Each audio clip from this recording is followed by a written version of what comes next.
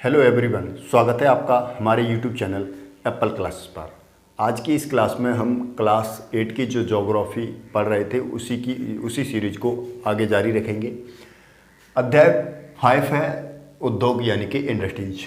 इसके जो 3 पार्ट हैं वो हम कंप्लीट कर चुके हैं। उनका लिंक वीडियो के डिस्क्रिप्शन में मिल जाएगा, जहाँ से आप उनको देख सकते हैं। ये पार्ट 4 वीडियो है जिसमें हम जानेंगे बेसिकली सूती वस्त्र उद्योगों के बारे में।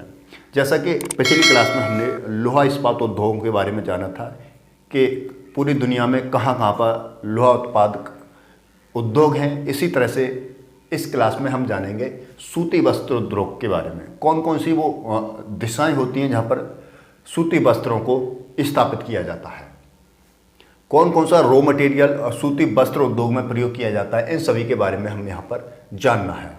तो आज का हमें जो पढ़ना है बेसिकली वो पढ़ना है सूती वस्त्र उद्योग। तो सूती वस्त्र उद्योग जो होते हैं उनमें कच्चा माल जो प्रयोग किया जाता है वो कपास, ऊन, सिल्क, जूट और पटसन जो होते हैं उनको कच्चे माल के रूप में प्रयोग किया जाता है। फिर इस पर प्रोसेस किया जाता है। तो कच्चे माल के आधार पर जो सूती वस्त्र उद्योग है ना, उनको कई प्रकार से डिवाइड किया जा सकता है। तो सूती वस्त्र उद्योगों को कच्चे माल के आधार पर कई प्रकार से हम डिवाइड कर सकते हैं। जैसे रेशा क्या है? एक तरह से ये एक कच्चा माल है, रॉ मटेरियल्स है। तो इसके आधार पर हम देखें तो रेशा 2 तरीके से हो सकता है। एक प्राकृतिक रेशा जो नेचुरल रेशा होता है, जैसे ऊन, सिल्क, कपास, जूट्स, ये क्या है? नेचुरल रेशे हैं। इनको खेत में तैयार किया जाता है। वहीं हम देखें दूसरे प्रकार के जो रेशे होते हैं जिनको मानव निर्मित करता है, उद्योग कारखानों में तैयार किया जाता है, जैसे नायलॉन, पॉलिस्टर और रेयॉन्स। ये जो हैं ये कृत्रिम रेशे हैं, जिनको बनाया गया है। तो इस तरह से रेशे भी 2 प्रकार के होते हैं। बात करें हम 18वीं सदी तक, तो 18वीं सदी में जब औद्योगिक क्रांति हुई थी तब तक जितने भी उद्योग और कारखाने हुआ करते थे सूती वस्त्र के, उनमें जो सारा का सारा काम होता था वो बेसिकली हाथों से होता था। हस्तकताई होती थी, जो तकनीक थी वो बस हाथों से कार्य करने की थी और हथकरघों के द्वारा वस्त्रों को बनाया जाता था। यही बस कुछ टेक्नोलॉजी थी लोगों के पास जो हाथों से प्रयोग करके उस वस्त्रों को बनाया जाता था। वहीं हम देखें कि 18वीं सदी में जब औद्योगिक क्रांति हुई तो उस क्रांति में अब हाथों की जगह पर मशीनों से सामान को बनाने जाने लगा। तो उसी समय पर एक मशीन बनाई गई, पावर लूम, और इसका बाद इस पावर लूम के द्वारा कपड़ों को बनाया जाने लगा। जैसे हस्तकरघों के द्वारा जिस कपड़े को बनाने में बहुत ज़्यादा समय लगता था, बहुत ज़्यादा खर्चीला भी होता था, वहीं अब मशीनों के द्वारा बहुत ही तेज गति से और बड़े पैमाने पर प्रोडक्शन किया जाने लगा। तो इस तरह से ब्रिटेन में ये उद्योग काफ़ी ज़्यादा फैला और वहीं से ये पूरे विश्व में फैलता चला गया।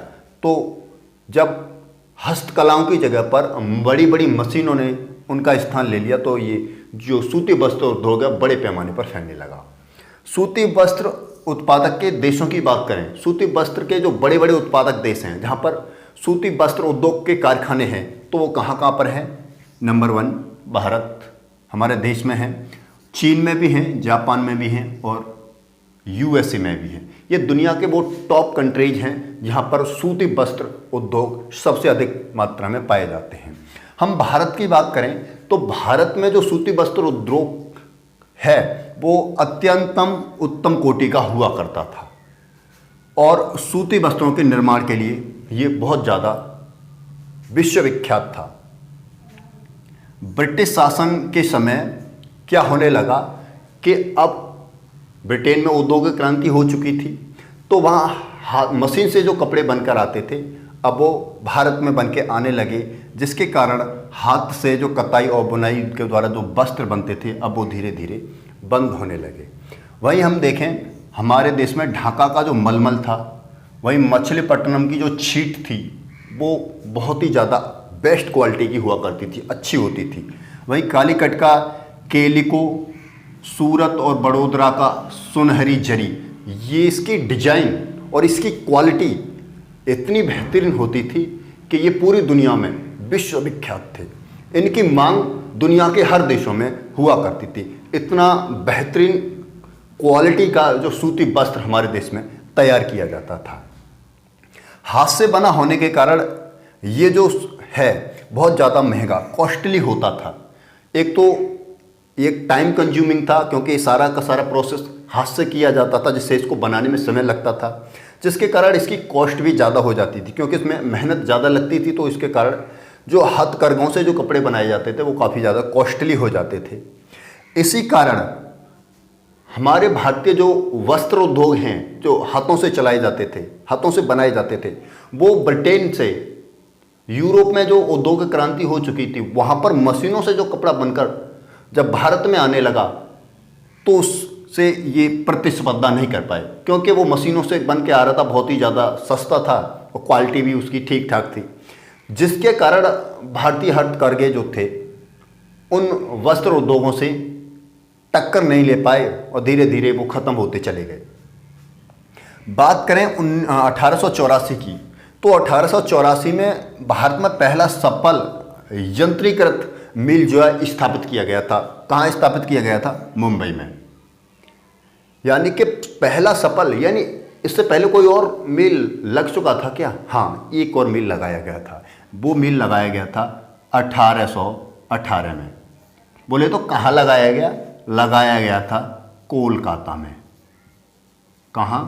कोलकाता में। कोलकाता में लगाया गया तो फिर क्या हो गया? हो क्या गया? ये आगे उत्पादन नहीं कर पाया और बंद हो गया। इसके कारण 1854 में जो उद्योग कारखाना लगाया गया वो भारत में एक सफल उद्योग मिल रहा, जो मुंबई में लगाया गया था। मुंबई में लगाने के कई कारण थे। पहला तो यहाँ की जो जलवायु थी काफ़ी आर्द्र थी और ऐसे कारखानों के लिए आर्द्र जलवायु की ज़रूरत होती है। दूसरा फ़ायदा ये था कि जो मुंबई पत्तन है, बंदरगाह है, वो यहाँ सामान लाने के लिए, क्योंकि यंत्रीकृत मशीनों को यहाँ लाना था, तो ये बंदरगाह पर क्या होती हैं, मशीनों को लाया जाता है, विदेशों से आयातित किया जाता है, तो वो बंदरगाह काफ़ी अच्छा इसके लिए काम करता था। साथ ही साथ मुंबई और उसके आसपास के क्षेत्र में से कच्चा माल आसानी से उपलब्ध होता था, इसलिए इस स्थान को चुना गया। वहीं हम बात करें तो यहाँ पर दक्ष श्रमिक काफ़ी अच्छे मिल जाते थे। कुशल और अकुशल दोनों प्रकार के श्रमिकों को क्या कर लिया जाता था? महाराष्ट्र और गुजरात वाले एरिया से ले लिया जाता था। तो शुरुआत में हुआ क्या कि शुरुआत में जो उद्योग कारखाने भारत में डेवलप किए गए सूती वस्त्र उद्योगों से संबंधित, तो वो महाराष्ट्र और गुजरात के क्षेत्र में, उन क्षेत्रों में लगाए गए जहां आर्द्र जलवायु पाई जाती थी। मैं पहले बता चुके हैं कि आर्द्र जलवायु जो है ऐसे कारखानों के लिए ज़रूरी होती है, क्योंकि इसमें कपास के द्वारा वस्त्रों को बनाया जाता है। उसके बाद धीरे धीरे ये जो विस्तार है भारत के कई शहरों में होता चला गया। वहीं हम देखें तो कोयम्बटूर में, कानपुर में, चेन्नई में, अहमदाबाद, मुंबई, कोलकाता, लुधियाना, पुदुचेरी और पानीपत तक ये सूती वस्त्र उद्योग क्या कर गया? एकदम एक्सपेंड कर गया, पूरे भारत में फैल गया। इसी तरह से हम एक अहमदाबाद स्थान के बारे में बात करते हैं, जहां पर दूसरा सूती मिल वस्त्र उद्योग स्थापित किया गया था। तो अहमदाबाद गुजरात में पड़ता है और यह साबरमती नदी के तट पर है। तो साबरमती नदी के तट पर है और इसको स्टेबलाइज किया गया था 1859 में, और यह भारत वहाँ का अहमदाबाद का पहला सूती मिल था। लेकिन भारत का पहला सूती मिल 1818 में कोलकाता में स्टेबलाइज किया गया था, लेकिन ये सफल नहीं हो पाया और बाद में बंद हो गया। जो पहला सफल उद्योग है यंत्रीकृत, वो भारत में 1854 में स्थापित किया गया। वहीं दूसरा किया गया था तो वो 1859 में किया गया था, और ये अहमदाबाद का पहला उद्योग था, पहला सूती मिल था। तो अहमदाबाद को किस लिए चुना गया कि अहमदाबाद में ही इस तरह का सूती मिल स्थापित क्यों किया गया? किया गया वहाँ की परिस्थितियों के आधार पर, वहाँ की भौगोलिक स्थिति के आधार पर। पहला कारण है कि जो अहमदाबाद है ना, उसकी जलवायु काफ़ी इस उद्योग के अनुकूल है, यानी कि इसकी जलवायु जो है वो इसके लिए अनुकूल है, यानी कताई और बुनाई के लिए एकदम अच्छी है।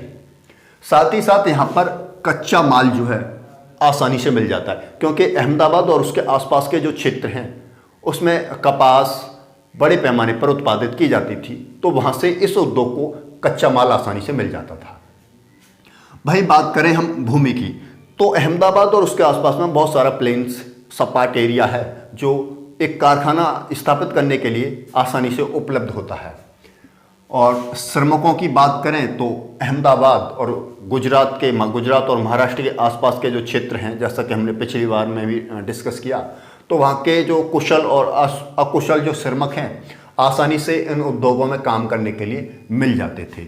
एक और महत्वपूर्ण कारण था कि सड़कें और जो रेल मार्ग थे उनका एक अच्छा जाल बिछा हुआ था, जिसके कारण यहाँ पर मशीनों को आयातित किया जा सकता था और साथ ही साथ इन उद्योगों में जो परिष्कृत माल तैयार किया जाता था उसको यहाँ से आसानी से दूसरे देश के विभिन्न भागों में भेजा जा सकता था। मुंबई का जो पत्तन है यहाँ के लिए भी काफ़ी ज़्यादा कारगर सिद्ध था हुआ, क्योंकि मुंबई का पत्तन विदेशों से सामान को आयातित करने के लिए, जैसे उद्योग कारखानों के लिए मशीनों की ज़रूरत चाहिए, तो मशीनों के लिए आयातित करने के लिए बहुत अच्छा कार्य करता था। और दूसरा, अहमदाबाद में जितने भी उद्योग मिल्स हुआ करते थे उनसे जो तैयार माल था, वस्त्र जो तैयार हो जाते थे, तो इसी बंदरगाह के द्वारा विदेशों में भी निर्यात कर दिए जाते थे। तो इस कारण से अहमदाबाद में ये जो मिल्स उद्योग है, सूती वस्त्र उद्योग है, काफ़ी ज़्यादा ग्रो कर गया। इसी तरह से हम एक और क्षेत्र को देखें जो है ओसाका। ओसाका बेसिकली जापान में पड़ता है और जापान का एक यह बहुत ही अच्छा सूती वस्त्र या औद्योगिक केंद्र है। जापान का वस्त्र निर्माण केंद्र है ये। इसको चुनने के भी कई अच्छे रीजन है, क्योंकि ओसाका जो है उसके आसपास बहुत ही ज़्यादा अच्छी भूमि मिल जाती है, मैदानी भूमि विस्तृत रूप से मिल जाती है और जलवायु यहाँ की कताई और बुनाई के लिए काफ़ी ज़्यादा सम मानी जाती है।